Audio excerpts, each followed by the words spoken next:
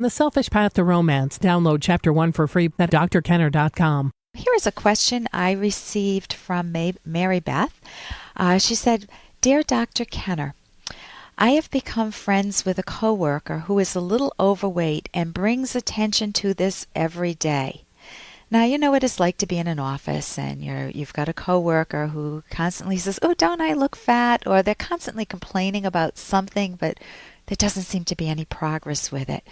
Well, stay tuned. Listen to the rest of her question. She said, not only does she talk about being overweight every day, but she is also what I believe to be a hypochondriac, someone who focuses on bad things happening to them. Typically a hypochondriac, or technically a hypochondriac, is somebody who is convinced that they have a disease du jour, let's say AIDS or cancer, and they doctor shop, and a doctor will say, "Hey, you know what? You don't have it," and they shop around again to find another doctor who can help them out, and tell them that they really do have cancer or AIDS or some other problem. So it sounds like she's really, when you hear what's coming, she's got not just one issue that she's focused on, she's got many. So she talks about being overweight. She talks about, you think she's a hypochondriac because she claims to have attention deficit disorder, a post-menstrual type of disorder, bone spurs, Tourette's syndrome, and all other sorts of problems. She regularly goes to doctors and gets medication for these. If she does not take her medication, she claims to have migraines, yet she continues to work under fluorescent lights and deals with noise and heat like it's nothing. She continues to live her life as though she is a trooper and she can ignore all pain. I personally have yet to witness any of these symptoms she supposedly has, and we have worked together for almost 2 years. I've tried to speak with her about this, but she doesn't take criticism well. She cries and thinks that everybody hates her, and she'll probably no longer talk to me. What do I do about this situation? Should I just ignore it, or should I confront her again and suffer the consequences? Mary Beth. From Mary Beth, from what you've described, this is a woman who has wrapped her identity around having disorders that she then can just present herself as having overcome, and not overcome them in having gotten rid of them, but she's just the tough one. Now notice it draws a lot of attention to herself. Also notice it's easy to ignore non-existent disorders that you have. So you're saying, I don't get it. I don't believe her. I think she's lying. I think she's fabricating. She's not credible.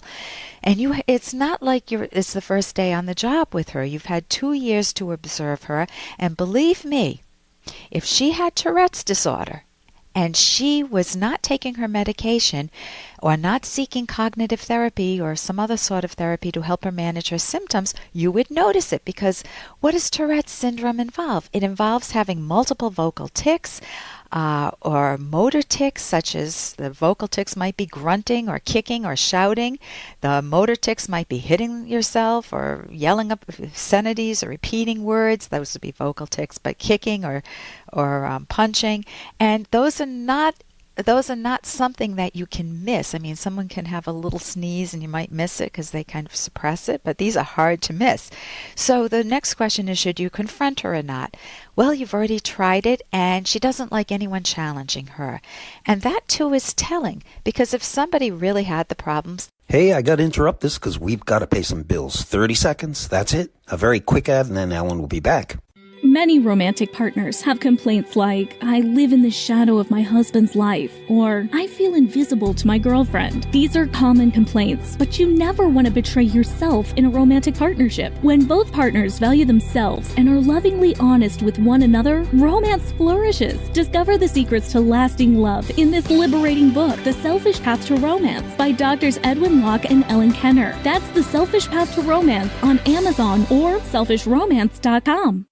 And that too is telling, because if somebody really had the problems, they would explain to you, "Oh yes, but I take this medication and I go to this therapist and it works well. That's why you're not seeing the problems." But they wouldn't be angry with you.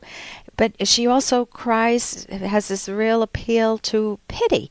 Everybody will hate me, and what is that pull when you're sitting with her and she said, everybody will hate me, it's going to make you feel guilty and say, oh, that's not true, I like you. It's like a begging for reassurance, a begging for friendships.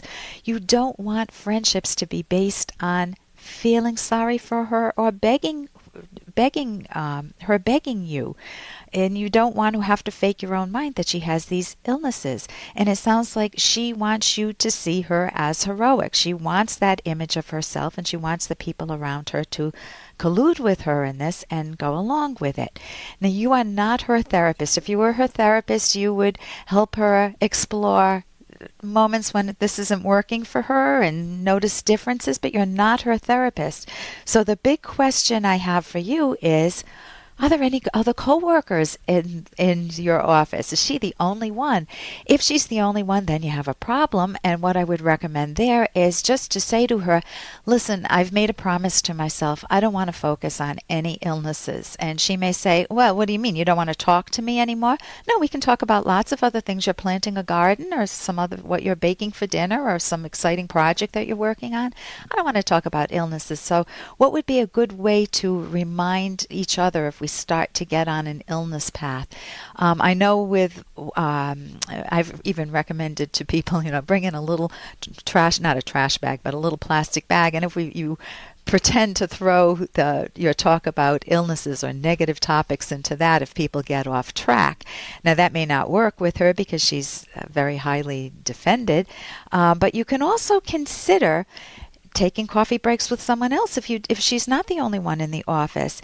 It's not your duty to be friends with her. A friendship flows from feeling a mutual pleasure, a mutual enjoyment with each other. You're trading values. You're not trading war stories or pity or guilt. Now, people do talk about, if someone just had a baby or someone was had an operation. You do talk about that, but if that is the only thing on your plate, it's not a solid friendship. So you may want to choose differently. For more Dr. Kenner podcast, go to drkenner.com and please listen to this ad. Here's an excerpt from The Selfish Path to Romance, the Serious Romance Guidebook by clinical psychologist Dr. Ellen Kenner and co-author Dr. Edwin Locke.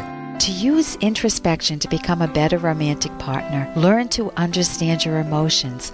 Otherwise, you'll feel moved by mysterious forces that you can neither comprehend nor control. In other words, subconscious ideas. Nor is it attractive to your romantic partner if you have no idea why you respond to him or her as you do.